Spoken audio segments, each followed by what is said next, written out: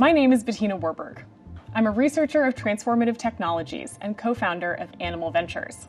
Today, I've been challenged to explain one concept at 5 levels of increasing complexity. My topic is blockchain technology. Blockchain is a new network, and it's going to help us decentralize trade, allowing us to do a lot of our transactions much more peer-to-peer directly and lower our use of intermediaries like companies or banks maybe. I think today everyone can leave understanding something about blockchain at some level. Do you know what we're going to talk about today? It's called blockchain. What's blockchain? That's a really good question. It's actually a way that we can trade. Do you know what trade is? It's when you take turns doing something. It's when you give up most of what you want, right? When you give up most of what you want? Well, sometimes that definitely happens for sure. What if I told you that there's a kind of technology that I work on that means you could trade with any kid all over the world? Really? Yeah. If I could trade with any kid, I would trade something I don't like so much. That's probably a good idea. Maybe somebody else likes it more than you do. So normally, when people trade, they have to go to the store or they have to know the person so that they can get what they asked for. With blockchain, you can make that exact same trade, but you don't need the store and you don't even necessarily need to know the other person. Really? So Ian, do you know what blockchain is? No. Have you ever traded or sold anything? Actually, I'm selling my computer on eBay right now. That's amazing. What made you decide to trade on eBay?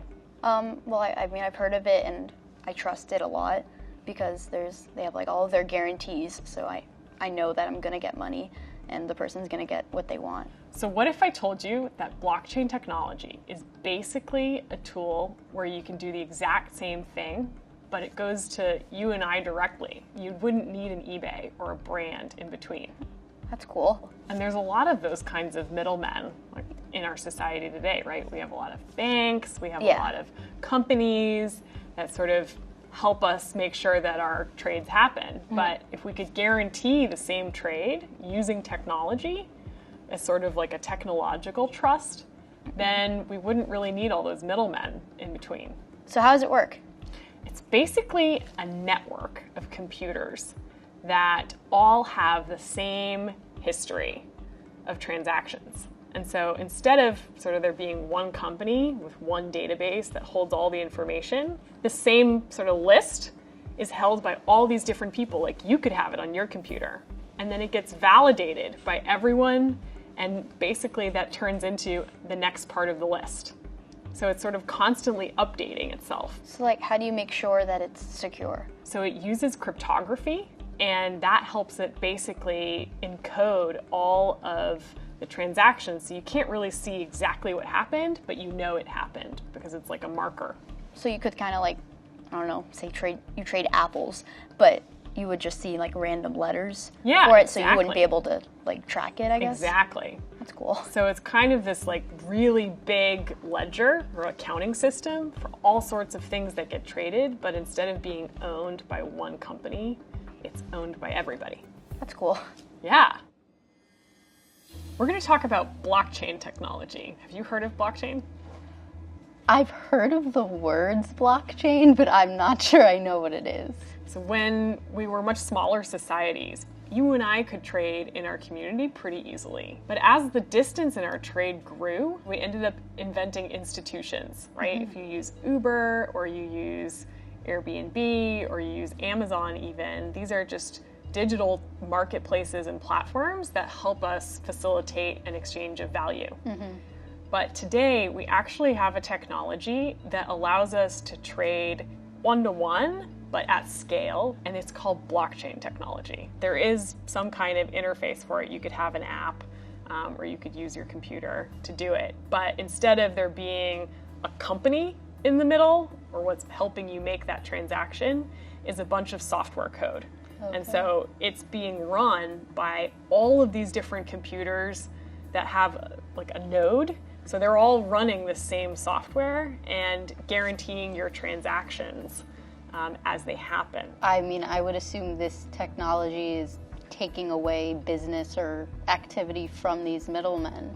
In some cases, yeah, it is. And a lot of people in the financial industry in particular are looking at it from the banking side of how do we use this technology to trade things like Bitcoin or other tokens that are easier to use instead of today's currency. You know, a lot of people think about blockchain as Bitcoin because it's sort of in the news a lot and it's this new cryptocurrency and it's kind of exciting. But we're actually seeing a lot more use cases for blockchain that aren't around the currency side. They're more around how do you take any asset and be able to trade that using this same technology. Is there a mechanism for verifying that person A is a legitimate seller or producer of the item?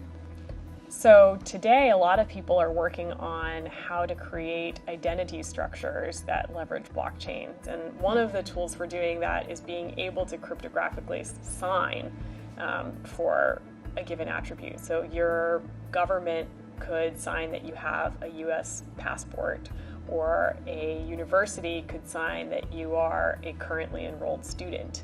And you could then dole out that information and control it yourself and be able to show people those certifications on an as-needed basis.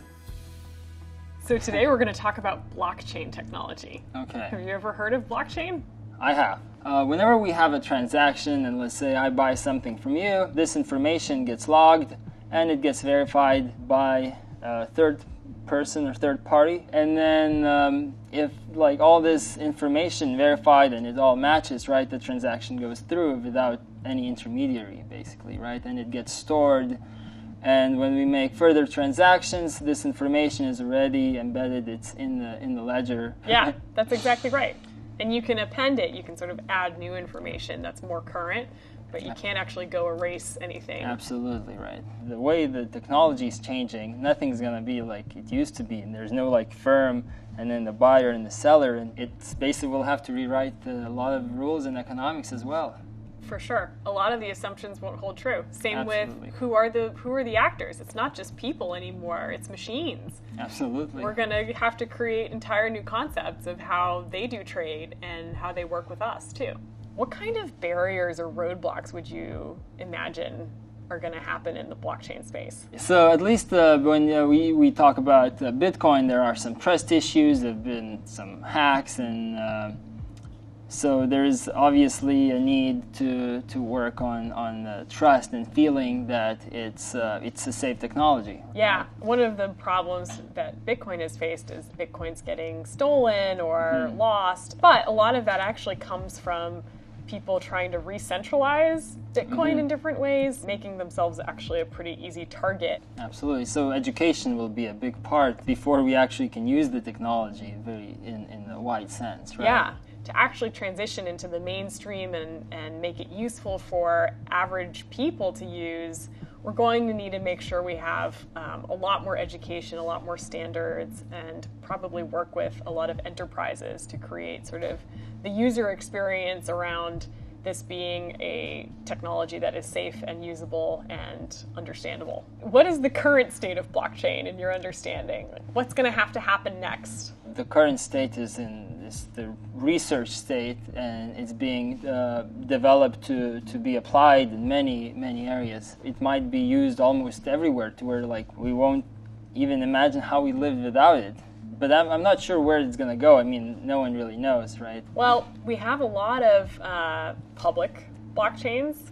Like we have Bitcoin, we have the Ethereum network, NXT, but a lot of companies and consortiums are getting together to build private blockchains, so ones that are more closed off at first and then may evolve into a public network when people feel comfortable using it. And some are also proof of concepts out in the real world, projects in energy and in pharmaceuticals and in retail and lots of different fields are starting experiments. And we'll see in the next few years how all of those interact and what we learn about the best use cases for blockchain and what it means for trade. So tell me your version of a technical definition of blockchain. A technical definition of blockchain is that it is a persistent, transparent, public, append-only ledger. So it is a system that you can add data to and not change previous data within it. It does this through a mechanism for creating consensus between scattered or distributed parties that do not need to trust each other, but just need to trust the mechanism by which their consensus is arrived at. In the case of blockchain, it relies on some form of challenge such that no one actor on the network is able to solve this challenge consistently more than everyone else on the network. So it randomizes. Yes, yeah, it randomizes the process and in theory ensures that no one can force the blockchain to accept a particular entry onto the ledger that others disagree with. One that relies on a mechanism for a peer-to-peer network that can maintain updates to the ledger and then verify those updates in such a way that it is impossible to defraud and impossible to alter after the fact. And do you see it as defining a new discipline of kinds, or where are we going to see blockchain emerge in the real world first? I mean, just so like as an example, one thing that I think about a lot in terms of possible blockchain applications is electricity. Right, the next generation of distributed smart grid technology, effectively. Sure, and people are working on that already. Yeah, exactly. And it's this very fruitful area of research, and you can find yourself looking like 20 years out, right, where you have an enormous number like of electric cars.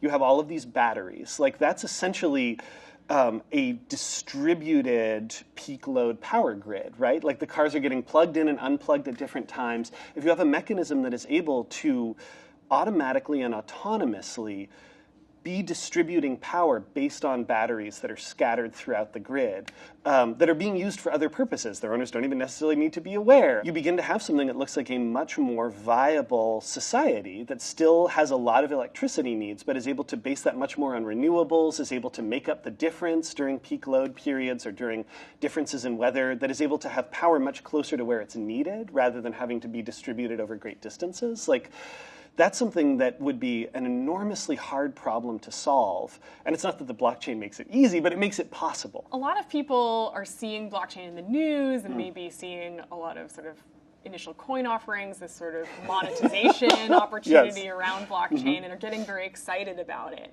Now, some of that excitement is real and should be encouraged, but some of it is also hype. How do you feel about the hype cycle around blockchain today?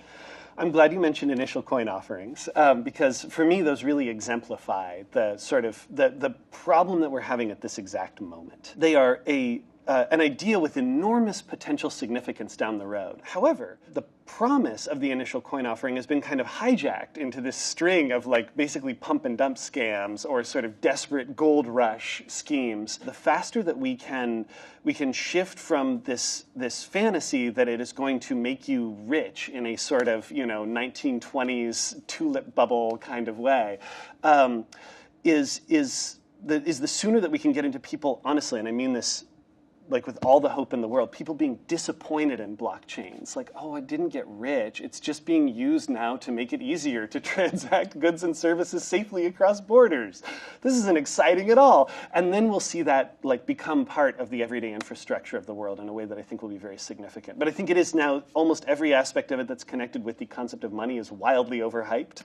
And it also creates a problem, which is people get a lot of excitement around it, and then they're waiting for the world to change, right? Where is this technology? Why haven't I seen anything change yet? And it's because we've had a lot of PR, a lot of proof of concept, but truthfully, this is more like a science, right? It will develop, it will take 5 years, it will take 10 years. That kind of time is necessary. One of the areas that brought me to supply chain research is the fact that we're not just going to see blockchain emerge, we're going to see artificial intelligence continue to evolve. We're going to see connected devices and this sort of growing Internet of Things, machinery that can do a lot more and have a wallet and transact on their own. And so I actually think a lot of where blockchain and other technologies are headed is this interesting synergy that will help us elevate the kinds of institutions we've used in the past and cobbled together to create that identifiable, verifiable trust. Yes, and one of the most interesting ideas to me that came out of the currency side of the blockchain project was the notion around like coloring coins, right? Assign properties to a particular coin, and in particular to assign those properties in ways that would allow you to do things like bring in the graph of previous transactions. Right. You know, there's sort of an obvious application for this, which is something that would look a little bit like an extreme version of like a boycott, divestment, and sanctions kind of approach, right? A model where it's sort of like, I will not touch money. My wallet will automatically not touch money that has been exchanged with the following, as a sort of very extreme way of cutting those things out. But there's also ways in which I think that could be applied to clearing out the entire logistics process of many kinds of bad actors. But trying to make a supply chain better in some ways relies a lot on whose version of better that is and exactly kind of what gets qualified, but also how that is quantified within, say, some kind of like smart contract system. There's multiple ways that I could see this backfiring, and one is the ways in which that is implemented, for example, leaving certain kinds of bad behavior untouched or unanalyzed. Or one that feels even more dire to me in some ways is creating an extremely inflexible, because human contracts, legal contracts are actually very flexible. Like there's a lot of kind of room to move and renegotiate.